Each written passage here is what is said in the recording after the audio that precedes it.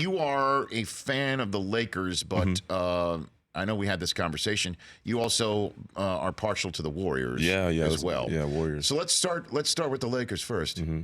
What the hell? I called this. I mean, I don't know if I called it or said it on the air, but when the Lakers made a big move, I felt like this was possible because the West is very different. It was going to be a rebuilding stage. There's a lot of things from the management that need to be fixed.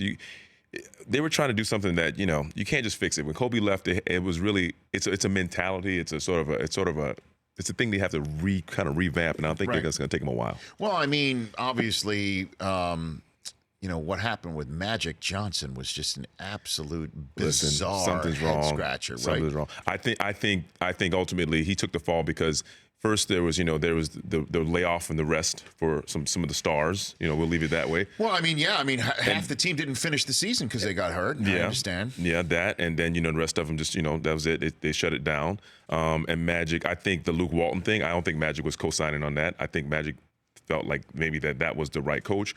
But other people probably didn't want that, and so he felt like if I give into this, I may as well leave because we're off and running to the wrong direction. That's an interesting take on that. Thought, So do you think?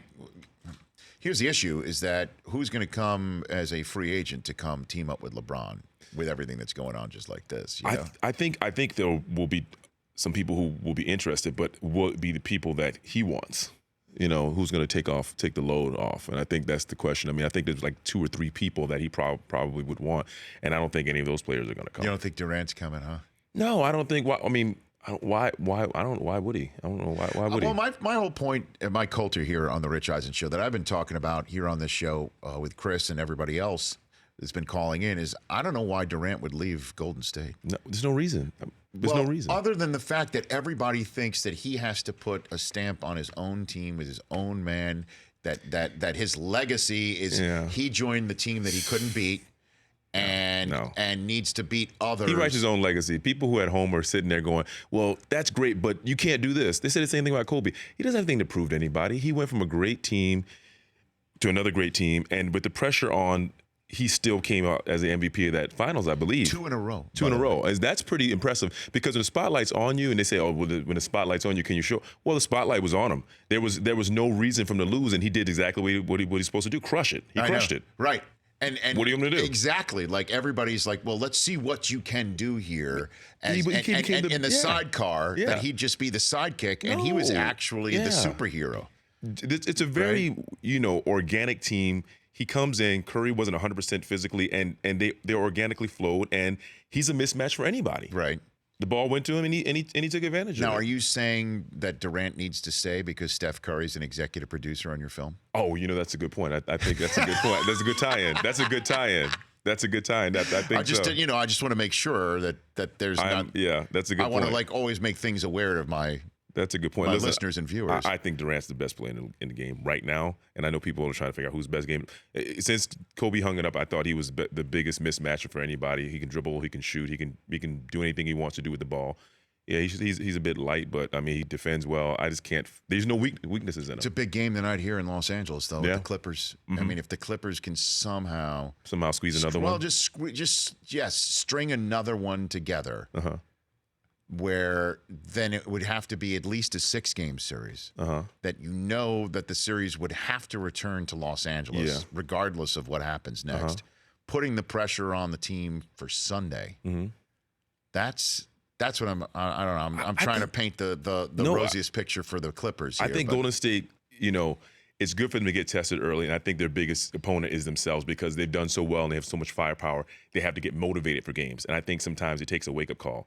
I think Clip squeezing one the second game is a really good thing for them mentally, and I think people go back to. I think Curry talked about Tiger's comeback being the greatest comeback, and people came back at Curry. Oh, I saw that. And I say, but they forget that Draymond was taken out of the series for one game. That was a normal. So I don't, And then to bring this conversation full circle, Mike Colter here on the Rich Eisen show again. Breakthrough is already in theaters near you, and we'll get to that in a second.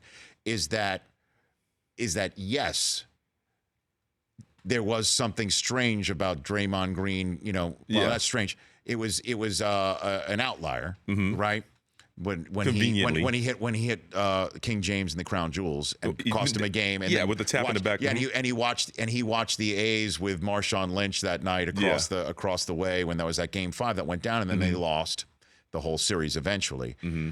But that's why Durant is crucial. Yeah. And that's why he's not just a sidecar guy who just joined the team. No. That he's there now, and one guy goes down, like, say, Boogie Cousins, it's not going to be the end of the world because he's part of the mix here. That's why it's crucial. That's why his legacy is totally secured. I don't view him as a guy who's just created a super team and needs to start something else somewhere else. I don't understand that. Not at all. I think that's just people who want bigger personalities. Right. He's a guy that goes about his business, and he doesn't really care for the extras. He doesn't want to talk about where is he going to go and all these ideas about, what's he going to do next. He goes out there and he slays and he goes back, and that's it. I think people want too much from basketball players. Not every basketball player wants to be an entertainer as well. For more of The Rich Eisen Show, tune to Audience Channel 239 on DirecTV for free on BR Live or download the Rich Eisen Show app.